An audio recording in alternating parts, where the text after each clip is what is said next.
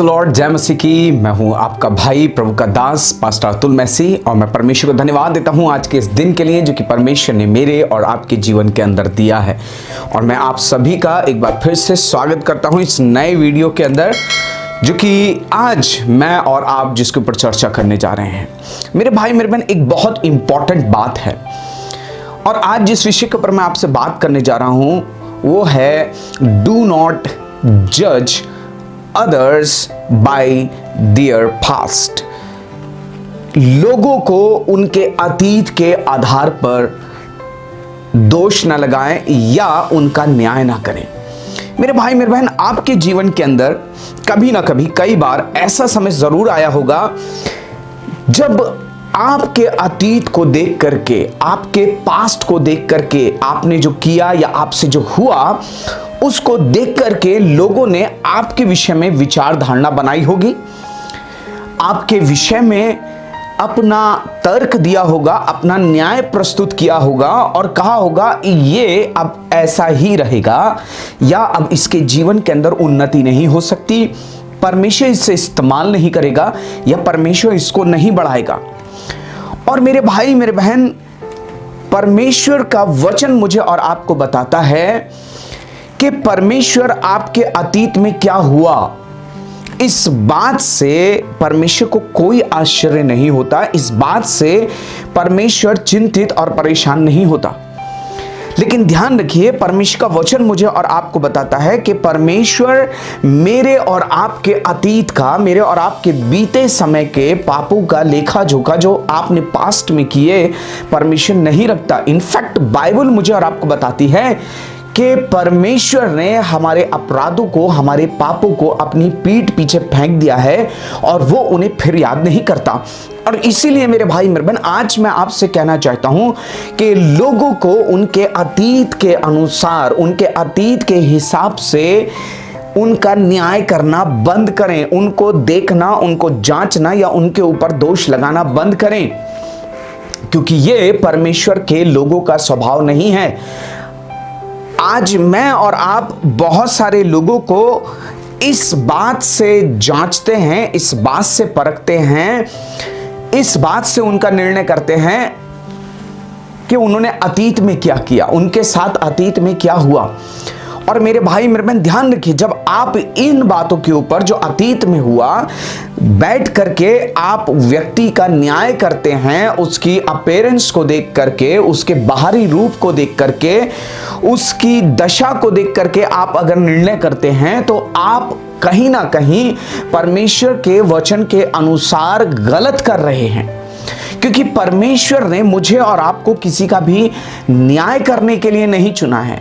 मैं और आप न्याय नहीं है, वी आर नॉट जज, लेकिन जज सिर्फ एक है और वो है परमेश्वर। और इसीलिए न्याय करने का अधिकार, न्याय करने का हक सिर्फ और सिर्फ परमेश्वर के पास है। ध्यान रखिए, जब मैं आपसे कह रहा हूं कि दोष नहीं लगाना है या न्याय नहीं करना है, तो मैं आपसे ये नहीं कह रहा हूं कि आप काले को काला ना कहें, या मैं आपसे ये नहीं कह रहा हूं कि जो गलत है आप गलत को गलत ना कहें। लेकिन मैं जिस बात से आपको परिचित करा रहा हूं या जिस बात के ऊपर आपका ध्यान ले जाना चाहता हूं वो ये है कि मैं और आप लोगों को कंडम ना करें, उनके जीवन का निर्णय ना करें, उनका भविष्य निर्धारित करने का हक आपके और मेरे पास नहीं है। क्योंकि परमेश्वर ने, ध्यान रखिए, मेरे और आपके जीवन के ऊपर दया हुई है। परमेश्वर ने मुझे और आपको क्षमा किया है और जो क्षमा हुए हैं वो ही क्षमा कर सकते हैं।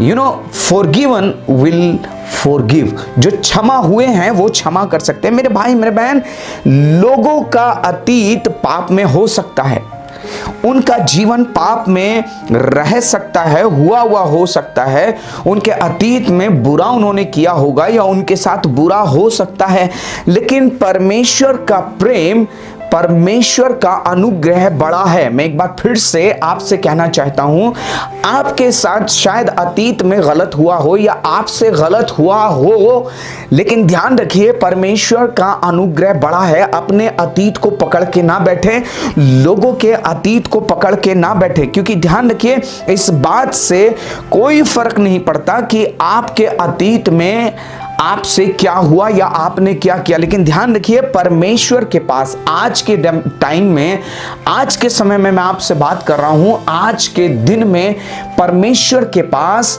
आपके लिए एक योजना है। और ध्यान रखिए परमेश्वर की जो योजना है वो आपके अतीत पर आधारित नहीं है। It is not based on your past कि आपने अपने अतीत में क्या किया, लेकिन ध्यान रखिए आज आप क्या कर रहे हैं परमेश्वर के लिए। आज आप पश्चाताप करके परमेश्वर के साथ चल रहे हैं, आज आप परमेश्वर की इच्छा को अपने जीवन के लिए स्वीकार रहे हैं। यह सबसे बड़ी बात है और यह आपके भविष्य को निर्धारित करती है। और इसीलिए मेरे भाई मेरे बहन, आज मैं आपसे कहना चाहता हूं, डू नॉट जज पीपल बाय देयर पास्ट। उनके अतीत को देख करके, लोगों के अतीत को देख करके उनका न्याय ना करें, उनको कंडम ना करें, उनके प्रति अपनी सोच ना बनाएं। क्योंकि मेरे भाई मेरे बहन, आज मैं आपसे परमेश्वर के वचन से कुछ लोगों के विषय में बात करना चाहता हूं, दिखाना चाहता हूं जिन लोगों का अतीत कुछ और था, लेकिन जब परमेश्वर का अनुग्रह उनके जीवन के ऊपर हुआ तो उनके जीवन के अंदर क्या हुआ। सबसे पहली चीज, जब मैं और आप याकूब के जीवन के अंदर देखते हैं तो याकूब के नाम के अर्थ हैं अड़ंगा मारने वाला, डिसीवर, धोखेबाज। ध्यान रखिए याकूब के जीवन के अंदर जब मैं और आप आते हैं, याकूब के जीवन का वर्णन मैं और आप उत्पत्ति 25 अध्याय से लेकर के और 49 अध्याय तक, 49 चैप्टर तक मैं और आप याकूब के विषय में पाते हैं। और मैं और आप एक बात को पाते हैं कि याकूब के जीवन के अंदर वो तमाम बातें हुई जहां उसने अपने भाई को धोखा दिया और धोखे से वो पहलौठे का अधिकार, वो आशीष जो कि उसके भाई एसाव के लिए थी, उसने उसको छीन लिया या उसने उसको धोखे से पा लिया। फिर मैं और आप पाते हैं कि याकूब जो है वो तरह तरह के से याकूब के जीवन के अंदर वो गिरावट की बातें, वो तमाम बातें जो उसका नाम था एग्जैक्टली उसके अकॉर्डिंग मैं और आप पाते हैं कि वो कार्य करता है। लेकिन मेरे भाई मेरे बहन ध्यान रखिए, लेकिन फिर भी परमेश्वर का अनुग्रह, मैं आपसे बात कर रहा हूं मेरे भाई मेरे बहन, परमेश्वर का अनुग्रह बड़ा है और इसीलिए लोगों को उनके अतीत के अनुसार उनका न्याय करना मुझे और आपको बंद करना होगा। मुझे और आपको उनको कंडम करना बंद करना होगा, क्योंकि मैं और आप परमेश्वर की क्षमा पाए हुए, दया पाए हुए लोग हैं और मुझे और आपको उस दया को अपने जीवन के अंदर लेकर के चलना है। लेकिन उसके बावजूद भी परमेश्वर ने याकूब को दर्शन दिया। याकूब को पद्दनाम के अंदर परमेश्वर ने याकूब को दर्शन दिया, जहां वो एक पेड़ के नीचे लेटा हुआ है, पत्थर पर अपना सर रख करके, और उसे एक सीढ़ी दिखाई देती है जिस पे से स्वर्गदूत चढ़ रहे हैं और उतर रहे हैं। मेरे भाई मेरे बहन ध्यान रखिए, याकूब का जीवन, उसके अतीत में क्या हुआ था, परमेश्वर उन बातों में इंटरेस्टेड नहीं है, लेकिन परमेश्वर आपके आज और परमेश्वर आपके कल में इंटरेस्टेड है। वो आपके अतीत को अपनी पीठ पीछे फेंक चुका है। परमेश्वर के लोगों, परमेश्वर आपके अतीत को अपनी पीठ पीछे फेंक चुका है, आपके पापों को अपनी पीठ पीछे फेंक चुका है, और इसीलिए परमेश्वर का वचन कहता है कि वो उन्हें स्मरण नहीं करता। जब परमेश्वर स्मरण नहीं करता तो मैं और आप कौन हैं जो स्मरण करके लोगों को कंडम करें। परमेश्वर उनको इस्तेमाल करने के लिए तैयार है, परमेश्वर उन्हें इस्तेमाल कर रहा है, परमेश्वर उनको आशीष दे रहा है और देगा जब वो अपने जीवन को परमेश्वर के हाथों में सौंपते हैं। दूसरा व्यक्ति जो मैं और आप बाइबल के अंदर पाते हैं मेरे भाई मेरे बहन, ओनेसिमुस। जी हाँ, ओनेसिमुस। शायद आप में से कई लोगों के लिए ये नाम आपने पहली बार सुना होगा, लेकिन जो बाइबल को जानते हैं, बाइबल को पढ़ते हैं, उनके लिए ये नाम अनजाना नहीं है। जी हाँ, ओनेसिमुस का जिक्र मैं और आप सबसे पहले कुलीसियों की पत्री उसके आखिरी अध्याय के अंदर पाते हैं, जहां पौलुस ओनेसिमुस के विषय में कहता है कि वो विश्वास योग्य और सच्चा सहकर्मी है। ध्यान रखिए, अब चलिए ये ओनेसिमुस है कौन, आइए मैं और आप इसके विषय में देखते हैं। जब आप फिलेमोन की पत्री के अंदर जाएंगे तो फिलेमोन की पत्री के अंदर ओनेसिमुस का जिक्र पाया जाता है। ओनेसिमुस फिलेमोन के घर में एक दास था, एक सेवक के तौर पर काम करता था, और वो वहां से भाग जाता है। और जब वो वहां से भागता है तो उसके घर में कुछ चुरा करके जाता है, उसका कुछ कुछ सामान, कुछ कुछ चीजें वो वहां से अपने साथ में चुरा करके ले जाता है।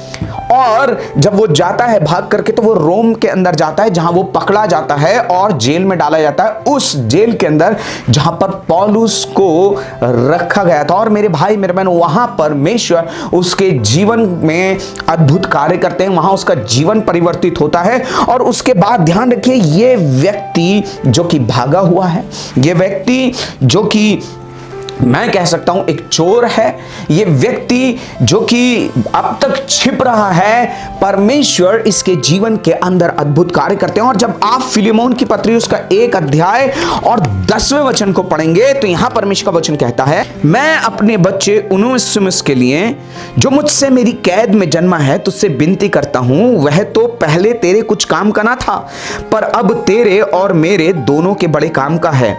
उसी को, अर्थात जो मेरे हृदय का टुकड़ा है और मैंने तेरे पास लौटा दिया है, उसे मैं अपने ही पास रखना चाहता था कि वह तेरी ओर से इस कैद में जो सुसमाचार के कारण है मेरी सेवा करे।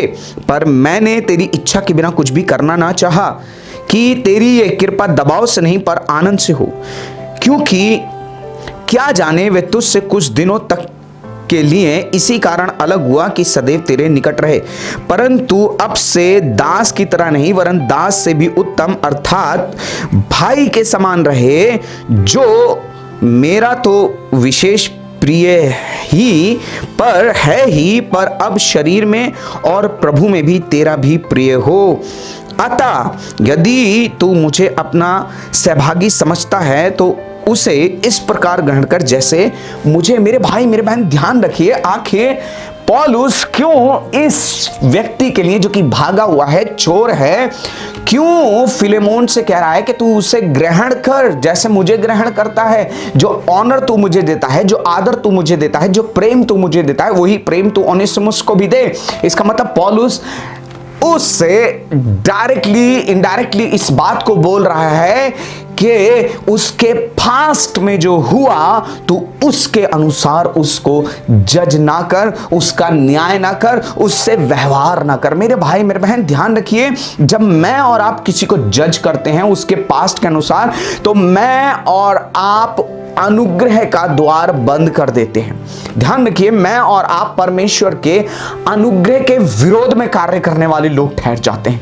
क्या आप परमेश्वर के अनुग्रह के विरोध में काम करना चाहते हैं? क्या आप परमेश्वर की इच्छा के विरोध में कार्य करके दंड को पाना चाहते हैं?